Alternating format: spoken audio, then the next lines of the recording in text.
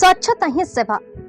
सुंदरगढ़ जिला हेमगिरी ब्लॉक को आंकेलपीड़ा बंतबाहल काउतर ठारे प्रधानमंत्री कृषि सिंचाई योजना माध्यम जल विभीजिका और मृत्तिका संरक्षण विभाग पक्षर स्वच्छता ही सेवा कार्यक्रम एससी और ब्रह्मानंद दले प्रत्यक्ष तत्वावधान अनुष्ठित हो जाए। अवसर में स्कूल छात्र छात्री तथा ग्रामवासी द्वारा एक कलश यात्रा अनुष्ठित कर ग्राम परिक्रमा करते अंचलवासी को स्वच्छतार वार्ता देते।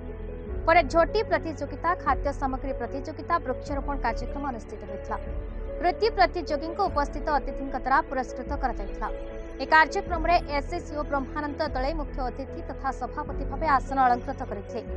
सम्मानित अतिथि रूपे आंकलपीड़ा सरपंच तईचरण शाह, आलथिम दंगसना, लीलेन्दु अमात, सनत चंद्र खमारी, सेवक राम माझी, दयानिधि कौड़ी प्रमुख उपस्थित थे।